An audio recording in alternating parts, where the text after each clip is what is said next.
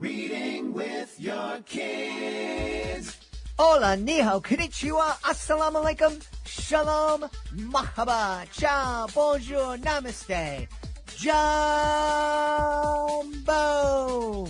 bienvenidos. Hey, my name is Jedley. Welcome to Reading with Your Kids. We are coming to you from the beautiful neighborhood of Reedville, located in the southwest corner of Boston, Massachusetts, in the shadow of the Great Blue Hills. We are so very honored and so wicked happy that you're joining us in our mission to help all families grow closer through reading. We do that by sharing fun, thoughtful, and thought-provoking conversations with fascinating people who just happen to be writing books for kids of all ages. You can join us in our mission by telling all of your family and friends about the show and letting them know that they can hear us on the WREB AM/FM 24/7 radio network, and they can find us on the iHeartRadio app, on Spotify, Apple Podcasts, Good Pods, Amazon Music, Audible, CastBox, Player FM. Wherever you find your favorite shows, you can find Reading with Your Kids. This is a wonderful, wonderful episode tonight. We have two sisters, Peace and Ndidi Amadi. They are here to celebrate Chi and Didi. Love their names. This is a wonderful conversation. I had so much fun meeting and speaking with Peace and Ndidi. You're going to love it. I also had a lot of fun speaking with our other guest, Bex Tobin Fine. She is here to celebrate You Are Home, her debut picture book. Hey, my friends, love to take a moment to tell you a little bit about an organization that is near and dear to my heart. Clowns Without Borders. Clowns Without Borders. What an amazing group.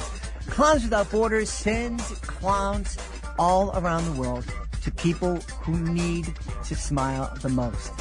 Because of people like you who support Clowns Without Borders, nearly 3,500 kids and their caregivers in Lebanon recently shared a laugh with Clowns Without Borders.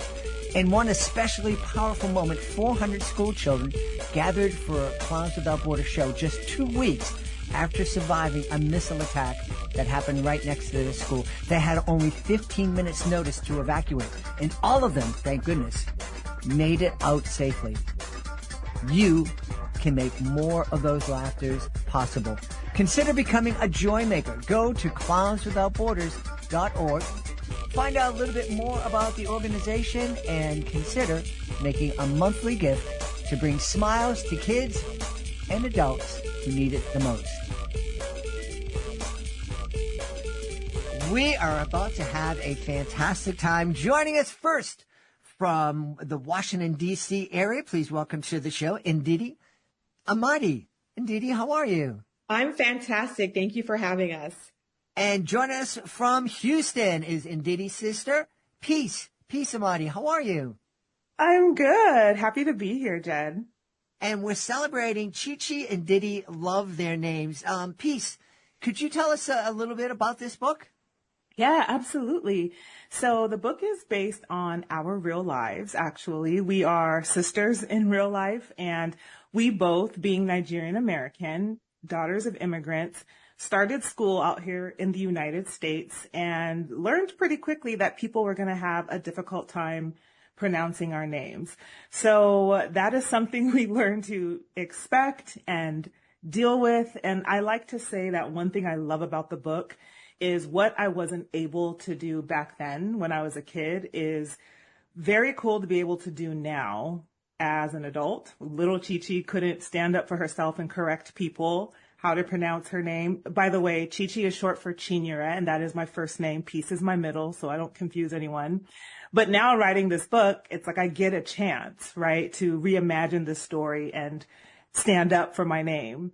But yeah, that's what it's about, that difficulty in being Nigerian American. And the name is sort of just one indicator, one example of some of the challenges we had being daughters of immigrants. And we felt like choosing the name thing would be something not only fun to write, but that other people would resonate with, those who are within the culture and those outside of it.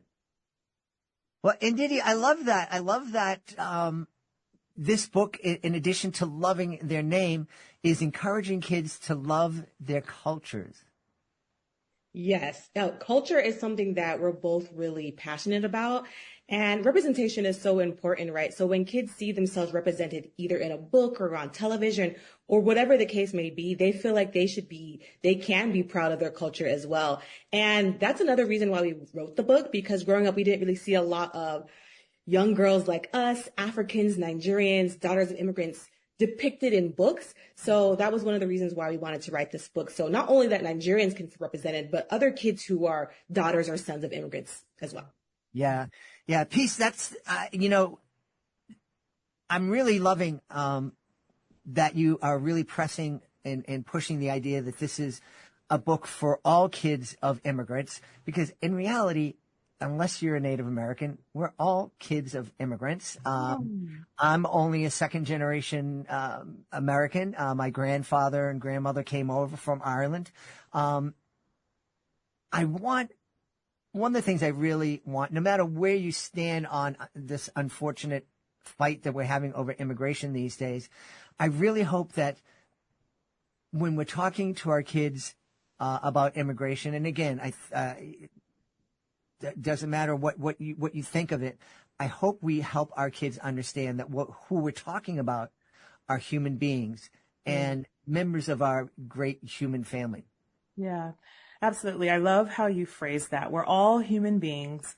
We all have struggles. We all have vulnerabilities. We all have hopes and dreams. And there's so much that unifies us, so much more that unifies us as people than there are that divides us. And so I'm hopeful that this is another unifying experience for kids and the parents and caregivers that read the book along with them.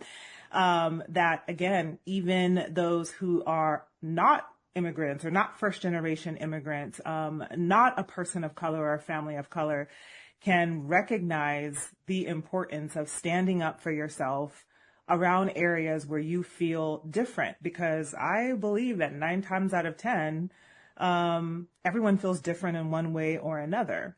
Mm-hmm. So we're hoping that this is a unifying experience, and also that there would be a friendliness and increased warmth around immigrant children, because even though we've made strides in this country, there's still some room to grow when it comes to how we deal with people that are different from us. So, yeah. Absolutely. And Didi, I love also that this book encourages kids to stand up for themselves, especially to, our peers. And also I imagine you might have had some issues. You might have had to stand up to some teachers who weren't saying your name the right way. I can definitely relate to that. Jed is the name that I've had all my life, but it's not my legal name. And when I went to first grade, the teacher was calling off the rolls and asked, did I miss anybody? And I raised my hand and I said, you missed me. And my 2 cousins were with me in that class. And she said, what's your name? And I told her, and she said, no, that's not your name. And my cousin's like, wait, it certainly is his name. What are you talking about? And she said the official name, and they said, no, that's his dad. No, that's his name is Jed. And the teacher said, because this was a long time ago, she said, go home right now and ask your mom what your name is. I left school after being there for 10 minutes and went home, and my mom said, I forgot to tell you. But my mom also said, you go back to school and tell her that you want to be called Jed. And we had quite a battle. She was an old teacher. She didn't want to budge, but she eventually did. I love that you stood up for yourself, and I love that you had the conversation with your mom surrounding your name. I think it's so important, not only for kids, but also adults, everybody to stand up for themselves, because a lot of names come with cultural history. So when you strip that from an individual, you're kind of stripping away them telling their story about their cultural background. And I think this book would be a great learning lesson, not only for kids and for parents reading this book to their kids, but also for educators. Like this, there's a way to communicate with kids to allow for them to feel their own agency and allow for them to advocate for themselves. I remember growing up, and I'm sure my sister had similar instances, where teachers would ask, well, do you have a nickname? Is there another name I can call call you. And I actually did go by the English translation of my name for years because people couldn't get my name, even though I think it's pretty simple.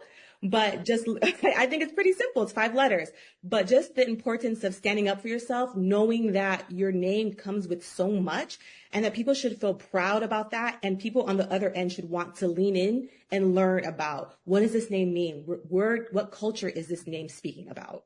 Yeah. So what does this name mean, Ndidi? Ndidi means patience. So it's actually peace and patience. Da-da-da. Oh, I love it. I love it. Peace, we mentioned, it's great for kids to be able to see themselves represented positively in the pages of books. We really celebrate the fact that books can be mirrors, windows, and sliding glass doors. Being a very, very old white guy, the books that I was reading as a kid, I saw a lot of myself portrayed in pages of books. So I don't relate so much to the mirror part of mirrors, windows, and doors, but I definitely relate to the windows because one of the things I loved was reading about different cultures. And one of the things that I love doing with my kids was reading about different cultures and imagining things. What kind of things are we going to learn about Nigerian culture in reading your book?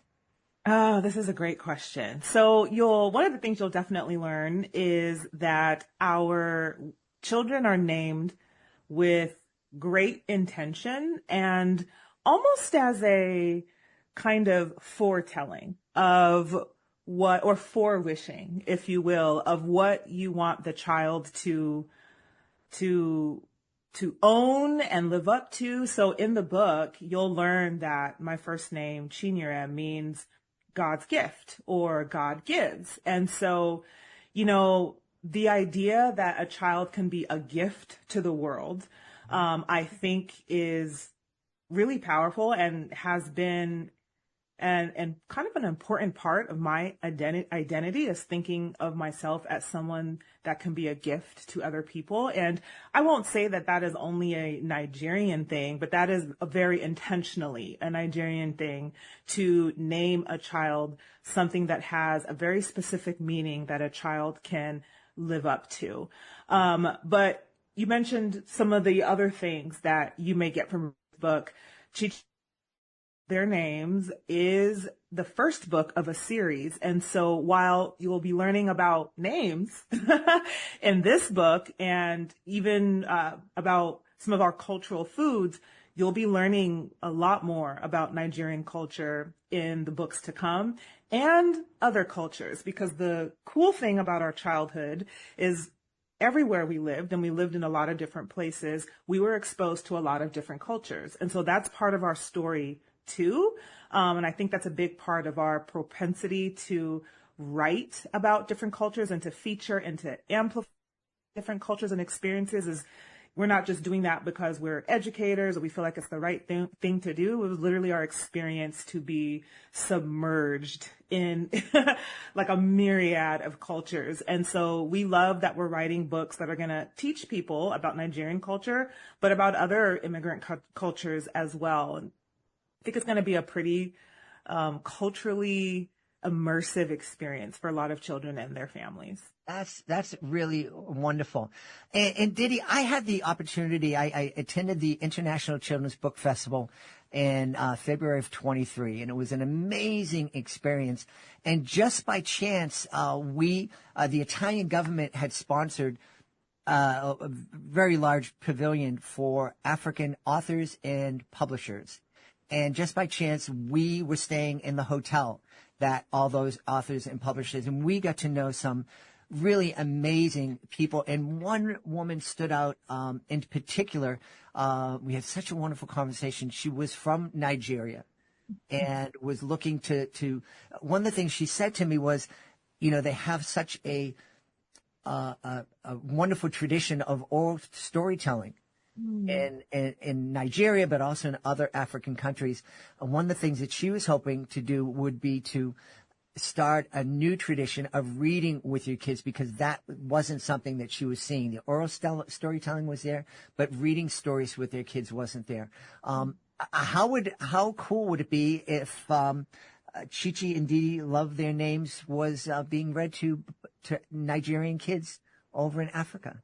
My heart would explode. We love being Nigerian. We love our culture, and having that would be honestly a dream come true. Just having that story time with Nigerian kids and being read to either by educators or by their parents. I think that would just be the bee's knees. Yeah. Peace. What spurred the collaboration? What was the process between you two sisters going, we should write a book? I love this question. So first, my sister and I, we're best friends. So it is very natural for us to want to do anything and all things together. So we're naturally just kind of moving through the world like, what should we do next? Or what should we try our hands next? We've both been in education for years, so this was kind of a very obvious direction to go. But I remember the day it was inspired. We were visiting a friend, and she had shared a friend of hers who had written a children's book. And you can kind of tell that we kind of looked at each other like, huh. You have a friend that wrote a children's book. We should write a children's book. And then the conversation deepened when we realized upon reflection that there weren't a ton of books or any books really that we'd ever come across in our childhood, preteen, teenhood, literally until adulthood, that featured Nigerian characters. So it immediately went from, we already love working together. We're always itching to work together. This sounds like an amazing and aligned thing to do as people who are educators and from a family of educators. And we actually see a need for this. We see room to add to all the amazing children books out there with ones that feature Nigerian kids. And specifically, so another tidbit of information is Nigeria has a lot of diversity. And so there's quite a few different tribes. We are from the Igbo tribe. It's spelled Igbo, but the G is silent. So featuring Nigerian kids and specifically featuring our tribe, the Igbo tribe, just sounded like an amazing thing to do and a sort of a natural extension of our sisterhood. So we've enjoyed this process. We feel lucky that it's not just one book, but, a few coming down the pipeline, because we just get to keep doing it together and keep telling stories that will all be somewhat rooted in real life. Yeah. I love that. Ndidi, one of the things Peace was mentioning is how diverse Nigeria is with the different tribes. I think one of the great things that families can talk about in reading this book is not only how diverse Nigeria is, but how diverse the continent of Africa is, because I think there are way too many people when they say, oh, Africa, they just think, oh, everybody there in Africa is the same. And that couldn't be more false. Oh my gosh, I'm so glad you said that because one of my things is like, please say either the continent of Africa or mention the specific country, because the continent of Africa is so beautiful. It's so rich in languages, religion, cultures, foods, sights, sounds. It's so much. And even just within Nigeria, as my sister said, the diversity, even just within Nigeria, regionally, language-wise, everything is like different and diverse, which makes things interesting because there's always something to learn. Even as myself a Nigerian, I'm always learning about other tribes because I did not grow up, in say a Yoruba tradition or Fulani or Hausa or things of that nature. So it makes things interesting. It makes things beautiful. And I just wish everybody can experience that. And we're hoping that our series can speak more to Nigerians and Igbos. And I hope people begin to get more curious as to what does it mean to be Nigerian or African or West African, and what does that look like? So I hope our series brings people into the world of Africans, and I hope they want to stay. Yeah. I'm curious, Peace, the process. You two, you're in Houston, your sister's in DC. Were you nights on Zoom, or did one person pick up start writing the story and send it off, and the other person said, no, this is horrible, just take this out? Just like that, Jed. No, literally all of the above. So when this whole idea was conceived, we were literally visiting a friend. So we happened to be in the same city and started putting together a synopsis in the same city. But this has been a long process, and it's a process that will continue because we have these other books.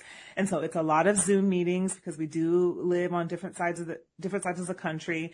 It's like mini virtual retreats. Sometimes it's visiting each other or taking advantage of when the other visits the other and say, let's set aside time to do book stuff, whether that be writing it or editing it or talking about the illustration process and all the different things that go into bringing a children's book into the world. So literally all of the above, we get it in where we can fit it in, as we are also two, full-time professionals.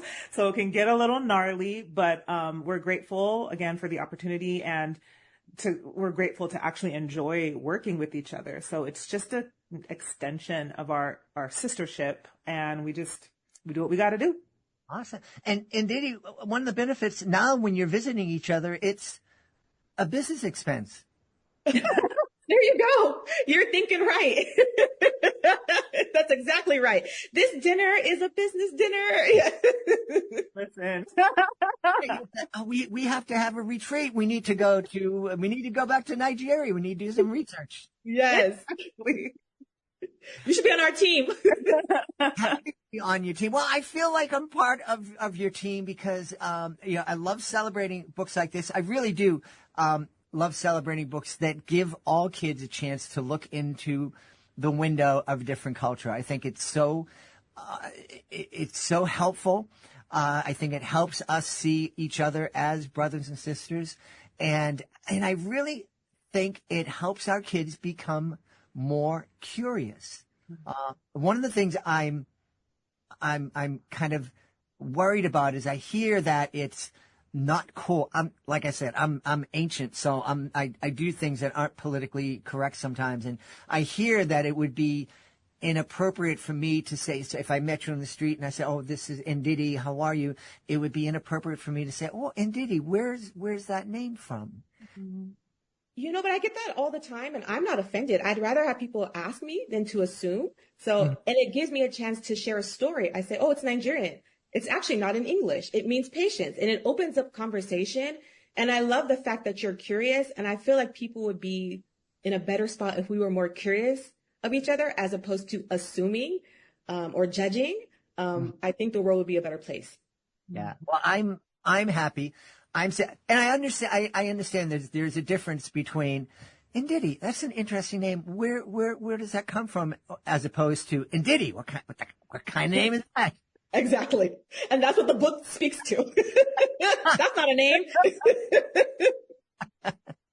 Well, I think with your name, I think people who, especially English speakers, get scared when they see two consonants together. Mm-hmm. They don't know what's that supposed to mean. Yeah, they freak out because they want that vowel in between. Yeah, that's been something. Yeah. I think it would be fun, Peace. Just is there a part in your book where kids learn your first name and get to pronounce it? Yeah, literally. Oh, did you write the book with us? Yeah, there's literally a part where we walk through, the story is I tell my teacher first, is like, how do you pronounce your name? And towards the end of the book, I'm able to stand up with pride and say, this is how you pronounce my name, Chinyere, but you can call me Chi-Chi, which is a nickname. So there is a moment where we are kind of sharing how that process can go in a curious, compassionate, sensitive, celebratory way, which is all the things we want the kids and the family to learn.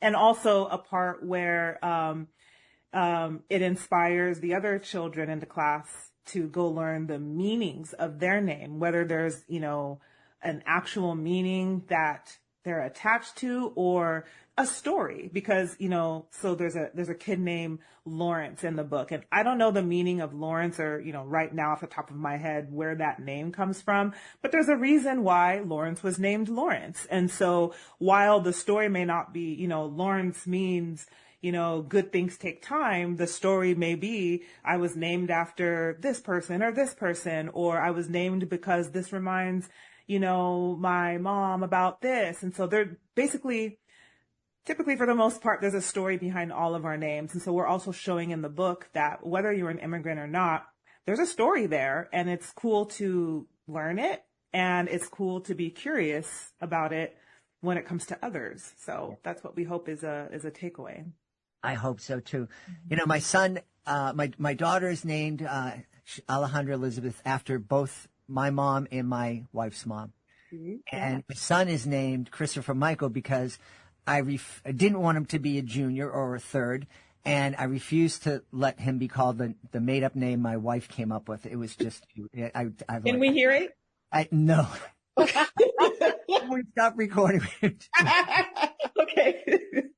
You know, and Ndidi, I love that, you know, Peace was telling us that her name meant a gift from God. And you know, maybe that was because your parents wanted her to think of herself as a gift to the world. And that was wonderful. Your name is Patience. Was there a reason behind that? Because they thought, oh, this girl, she's going to drive us crazy. She has to have... Well, yes. And when my mom was pregnant with me, she was going through something with her family members, and she needed a lot of patience with herself because she was pregnant with me. So that is the reason why I was named Patience. You know, I've had so much fun talking to you that I just know the families are going to love reading Chi-Chi and Didi. Love their names. Thank you. Thank you so much. We should tell everybody where they can go to find out more about the book and find out more about both of you. Sure. So you can definitely go to chichianddidi.com. That is our website where you can do a couple of things. First, learn more about the book that's coming out June 17th. And also about us. Both of our brief backgrounds and history are there. And also we'd love for you to join our tribe, our mailing list, so you'll know when the book drops, all the other fun things that we've got going on, future events in Houston and the DMV area, all that stuff. You can get by joining our tribe through the mailing list and also finding us on Instagram, which would be, what is it, sis? Chi-Chi and Didi World? Chi-Chi and Didi World. Chi-Chi and Didi World. Individually, we'll be talking about the books. I'm at Legally and Didi, and she's at? It's Peace and Ndidi. That's my personal. And it's all connected. So if you go to one, you'll find all the others. Awesome. Well, we've had a really fun time speaking to the authors of Chi-Chi and Didi. Love their names. Our guest has been Peace and Ndidi Amadi. My friends, thank you so much. Write that second book quick so you can come back and celebrate. We'll be back. All right. Absolutely. Thank you so much for having us. My friends, if you have ever thought about owning a business that's fun, rewarding, and makes a valuable contribution to kids' education, well, Brooklyn Robot Foundry is calling your name. I recently met Jenny Young. She's the founder of Brooklyn Robot Foundry. And let me tell you, she is incredible. Her passion for getting kids excited about STEAM, that's STEM plus art, it's contagious. I'm telling you. This isn't your average kids program. Brooklyn Robot Foundry is all about hands-on, screen-free STEAM fun. These kids get to build a different robot each class and take it home with them afterwards. Kids love it. Parents are raving about it. And now you can own a franchise and bring this incredible experience to families in your community. Now, this isn't your typical franchise. Brooklyn Robot Foundry is a mobile, flexible business with a deep curriculum that's making a real impact in schools and communities around the country. Franchise owners get a proven curriculum, full training, and support from a passionate team. So what are you waiting for? Please visit bit.ly/RobotJed. That's bit.ly/RobotJed. And let them know you heard about it on Reading with Your Kids. My friends, we are going to have a great day today. I started by making a mistake, and that's always a good sign that things are going to go very well from there. Our guest is joining us from the great state of Florida. She's here to celebrate her debut picture book. It's called You Are Home. Please welcome to the show, Bex Tobin Fine. Hey, Bex, how are you? I'm very good, and thank you for having me. Delighted to have you. Bex and I had this lovely chat about adventures and biking mishaps, and I'm really excited to learn about You Are Home. Tell me about this book, please, Bex. Well, This book really is about finding home wherever you are and whoever you are, because really home is something that we all deserve to have and to feel. And it's also something that can be kind of hard to do, surprisingly, and to feel. So I really just wrote the words for this book, hoping to help anyone reading it feel more at home in the world.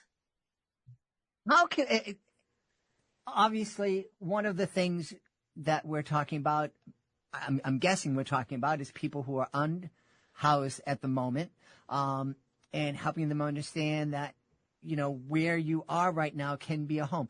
What kind of things do you think a place has to have, or what kind of things do we need to bring into a space to make it our home? So that's a very good question. So first of all, the book follows three children. So one of them, their house just burned down.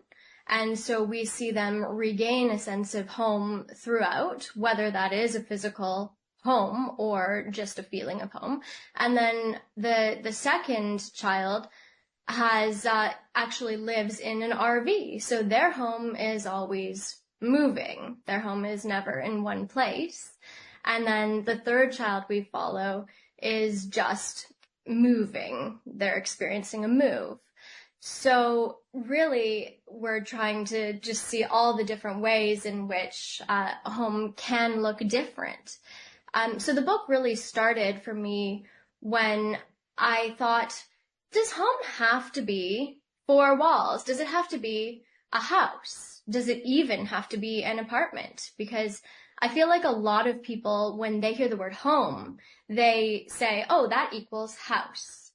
And first of all, I felt like that was leaving out so many people who don't live in houses. I mean, I think most of the world probably lives in apartment buildings, things like that. And so many people live in even other situations, like they could live in trailers, they could live in RVs, they could even live in boats, they could live in so many different kind of situations. And so I really wanted this book to be inclusive of everyone and every situation of home that there could be. And then when I kind of looked out even further, I thought, well, home doesn't even have to be a physical space at all. It could really be that feeling of being at home and feeling at home comfortable in the world. And so then basically the book doesn't explicitly state this, but there are, I think I counted at one point, 13 different ways of finding home or looking at home in the book. And so some obvious ones would be that you could find home through communing with nature, through just being outdoors, being outside. You could find home within the pages of a book, whether that's through feeling a connection to the characters in the book or just feeling that, oh, this book really gets what I'm going through right now. You could find home in art by looking at art. There are just so many ways of finding home. And I think it's really different for everybody. So I think that's what I really like so far about the feedback that we've received on the book, is that everyone takes something different away from the book, and home means something different to everyone, and everyone needs it to mean something different. Yeah. And I love that. I love it too. It's interesting. As you were speaking, I was reminded of a tour I did with Clowns Without Borders, where me and three other artists traveled the length and width of El Salvador, which isn't all that long and isn't all that wide. But we went from one end of the country to the other, and we stayed many different places, but it very quickly felt like home after a couple of days because of the community of people that I was with. So it didn't matter if we were in an upscale Airbnb in this San Salvador, or if we were sleeping on a cot in a retreat center in the center of the country. it was home because I had these artists that we were performing together and traveling together. We were together, and so that made it feel like home. That is so beautiful, and exactly one of the very key messages of the book, and you honed in right on it. Because so home really, really is also about community, and that's kind of one of the focal points of the book nearing the end is to talk about how exactly when you're surrounded by people who make you feel at home, you can gain that sense of home wherever you are. So I think that's so wonderful. So absolutely, yes, home can be found in other people and in community, and that really is a key point of the book. And also something that was important for me, because I feel like so often our focus is on just feeling like we need to have those other people around us in order to feel at home. So there's also the flip side, where the book ends by saying that you are home. And it doesn't just mean that you are physically home or you feel at home. It also means that you are your own home. And I thought that was just a kind of important little thing to add in there that maybe people won't quite pick up on, or maybe they'll just feel. But the idea that even if you didn't have that community around you, because some of us don't, at certain points in our lives, we're not fortunate enough to be surrounded by people who make us feel at home and who kind of give us that sense of warmth surrounding us. Mm-hmm. So to know that wherever someone is in the world, even if they're alone or even if they're lonely, they still have themselves. And that can kind of give them that sense of home. And I think that's a really, really hard one, because it is so important to have community and friendship and all of that. But also just knowing that, well, we're here for ourselves too. Mm-hmm. Well, I think, as you said, it might be something that's hard for people to pick up on, but it's very important. It's hard to build community with others if we don't feel comfortable with ourselves. Absolutely. Tell me go.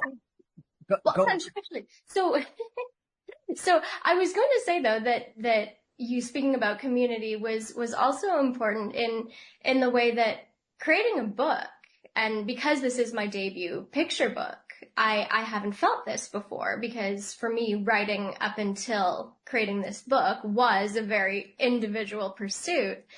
But in creating this book, I really, really realized how important community is in actually creating, especially a picture book, but I think any genre of book.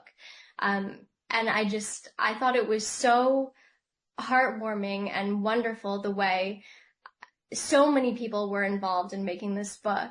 I mean, from my agent to my editor, oh my goodness, just the feeling of community immediately when someone else, read the manuscript and said, oh, I understand where you're coming from and what you're trying to say. And I also feel this way. And then, of course, the illustrator coming in and bringing his own sense to the book and bringing his own experiences and feelings and color to the book. Mm-hmm. And then, of course, just so many people involved. And then now that it's out there, all the people reading it and sharing their points of view and their perspectives. So it's so amazing to see just community in the production and the putting out there of the book itself. Yeah. Also. How was it? Was it difficult for you when you found your publisher, when the book was sold and you handed in the manuscript and it was accepted, and then you had to say, okay, I really hope you find an illustrator that does justice to this? Was that a scary experience for you? That's a great question. So so there might have been a moment of panic, but Not even really, because I really did trust my editor. I'm not just saying that if she hears this. I trusted that she knew exactly where I was coming from and that she felt the same way. And so when she gave me a list of illustrators and she said, these people could potentially illustrate the book, what do you think? I could see right away that it was, she had the exact right idea. And then when I said, oh, well, can we please use this one illustrator? And we did end up using him. It was obvious actually from right away that the emotion behind the words was going to also come from the illustrations, to the same degree. Well, let's give the illustrator a shout out. Yay, Andreas Landazaval. Awesome. Yeah. Awesome. Yeah, no, he's amazing. Hey, what inspired you to write You Are Home? Okay. So, so when I was 14, which in retrospect, I was very much a child, but sometimes when I look at it and I say, oh, I was already a teenager, I was so old, how could I be writing a picture book inspired by this experience when I was 14? But no, I was very much a child still. So when I was 14, my childhood home, which was a house, but it burned down, and we were left with nothing. I mean, I was lucky to get a couple of waterlogged photographs, and I got one doll, which I cared about, and maybe, one ring from my grandmother, but everything else was either destroyed or stolen. And we had nothing. The house didn't exist anymore. And I didn't think it was that traumatizing an experience at the time. I wasn't even home when it happened. But when I look back on it now, so many years, I mean, decades later, and I think about it, that trauma really, it stuck with me. It's still with me. It's amazing how, losing something like a physical abode can really, affect you to your core. So I was writing picture book manuscripts and kind of just practicing the art of writing because, you have to write so much, just in practice. And I thought that writing about a personal experience would help because, I mean, write what you know is what they say, right? So I wrote, a very straightforward story about a child whose home burns down, kind of based on my own experience. And I handed it to my agent. And then that night, before she even had a chance to open that document, I think she never has. I don't even think she's looked at it ever, which is good by me. I started just thinking about what does home mean? And perhaps because home as a physical place was something that was taken away from me so young and something that I had struggled with so much, I felt that looking at home as more of a metaphor or more of a feeling was where I wanted to go. And so I started thinking, well, what can home be? If it's not a house, if it's not an apartment, if it's not any physical place, what can home be? And I was just writing. It was fairly late at night, and I just started writing. No, I was typing definitely. And all these ideas just came to me, that just so many words about all the different things that home can be. And it seemed at first that it was completely separate from the story that I had written about, just a straightforward narrative about a child whose home burns down. But then when my agent took a look at the words that I'd written about the many things that home can be, we started discussing the fact that, these two could be merged into something. And so it ended up being this very personal experience because, yes, my home did burn down. And yes, I've moved a million times and all these things. but it's also something that I hope can speak to everyone, that can kind of, from the personal comes the general, so that everyone can see that home really is so many different things and different experiences, and it can be whatever they need it to be. One of the questions that I often ask authors is, what kind of conversations do you think families can have as they're reading this book? But I'd like to ask you something a little bit different, which is, you mentioned that you've gotten a lot of feedback from people who've read the book, assuming people who've read the book with their kids. Have any of that feedback told you what kind of conversations your book has inspired within families? Yeah. So, I mean, well, it's this. So one of them is, a very difficult one. It's people who have experienced either losing their homes or being temporarily moved out of their homes because of fires. I mean, it's a very, very sad truth about the world right now that we're having more and more wildfires in the world. I mean, that's not what my home burning down was, but sadly, more and more homes are burning down. So people who have that experience have talked about it. But a lot of people who have said, well, we just experienced a move, or we're about to experience a move. This is helpful in kind of helping discuss those housing transitions with their kids. But also just what I have also really enjoyed hearing is people who just feel like this shows that you can find a sense of belonging, whoever you are and wherever you are.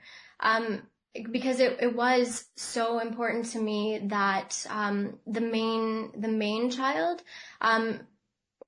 doesn't look particularly any way, whether it's like you don't know if it's a girl or a boy, or whether they use the pronoun, they, them. You don't know this by looking at the book and by looking at the child in the illustrations.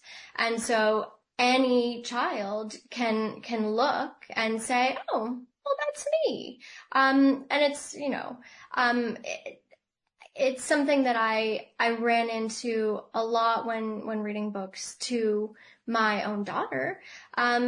She would say, oh, all the books are about boys, or, something like that. And even for me as a child, I remember thinking, oh, well, yeah, why aren't there more books about girls, or more, just whatever it is. I just wanted that in the illustrations and in the words, anyone could look and say, oh, that could be me, or I could feel that same way. So really, yeah, it's so diverse what people will take away from it, I've found. Now that Our Home is out in the world, and it's very somewhat autobiographical, are there any other moments in your life that you feel compelled to turn into a children's story? So I feel like there are so many, maybe nothing as large and potentially traumatic, even though I wouldn't say that this book is about trauma in any way, but nothing that sticks out in such a obvious way. However, it's funny because I think that every manuscript I write does come from personal experience in some way. In fact, my next book is coming out in September, and it actually stemmed from one of my very first memories that I have of being a baby, and I wasn't even able to walk or talk yet, and just climbing up the stairs of my childhood home. And this isn't even in the book, so I'm not giving anything away, but seeing some paint splotches that had fallen on the floor probably during a renovation, and being fascinated by these paint splotches. I still remember one looked kind of like a chicken to me, and the other looked like a crescent moon. And this really does have absolutely nothing to do with the story. And yet it's where this whole other book stemmed from. So I feel like the amazing part of getting to write is getting to look at life through that lens, whether it's memories or whether it's current situations and where I'm at now. I wrote another manuscript about procrastination and having difficulty creating. Who knows if that's going to go anywhere, but you just, everything you do and see, you can kind of look at through that lens. And I feel like a book or a story could come from absolutely any experience, no matter how big or how small. Mm-hmm. Yeah. We should tell everybody where they can go to find out more about You Are Home and find out more about you. Well, I would say that a good place to start would be my website, which is booksbybex.com. So that would be booksbybex.com. So there you can find information about the books. Oh, and I do have to mention that I also, with the illustrator Andreas, we created this activity kit that goes with the book, and I am just so happy with it. It's very fun, and it's very just creativity based. So, there is a word search where you can look for words to do with home, that you wouldn't necessarily expect. There's definitely no word like door or chimney. But there's also a place where kids can create their own poem about home. And there's also a place where they can draw the home of their dreams. And it's the illustrations that Andres put for the activity kit are just so much fun. And then there's the final activity is kids can color in pieces of homes, and then they can cut them out and they can create any kind of creative home they want. So I really hope that kids will use that as a fun jumping off point when they read the book, to also think about what home means to them and the many creative, fun ways that they can look at home. That's wonderful. I love it. I love it. And I love the challenge to get kids to write a poem about their home. Exactly. We've had a great time speaking to the author of You Are Home. It's the debut picture book from our guest, Bex Tobin Fine. Bex, thanks so much for being with us. Thank you, Jed. We hope you've enjoyed this episode of Reading with Your Kids, and we hope it inspires you to make sure that you join us for the next episode of the show. If this show inspired you at all, we hope that you would consider leaving us a 5-star review wherever you find Reading with Your Kids. Leave it on whatever platform you find the show on. And also, please consider sharing a link to the show with somebody in your family, one of your friends, one of the people in your kids' school community. It's a great way to help us find more people to join us in our mission to help all families grow closer through reading. Also, we'd love for you to connect with us on social media, facebook.com/readingwithyourkids, @readingwithyourkids on Instagram, and @JedlyMagic on X. We have a great YouTube channel, youtube.com/readingwithyourkids. And of course, our website, it's readingwithyourkids.com. You can check out our blog, visit our Reading with Your Kids Certified Great Read Wall of Fame, and if you are an author, you can click the Authors Click Here button at the top of the page to find out how you can be a guest and tell thousands of Kidlit fans all over the world about your fantastic children's book. Want to thank the folks who made today's show so wonderful, starting with our guest, Peace and Ndidi Amadi. Please be sure to check out their picture book, Chi-Chi and Didi Love Their Names. Also want to thank Bex Tobin Fine. Please be sure to check out her debut picture book. It's called You Are Home. I want to thank my amazing team, Fatima Khan, Chris Doherty, Rory Grady, Stella Sheree. I want to thank my beautiful wife for all the support she gives me. Most of all, we all want to thank you. Thank you so much for taking the time to join us today. And as always, thank you so very much for taking the time to make the world a better place. And you do that every time you read with your kids. I'll be looking for you in the next episode of Reading with Your Kids.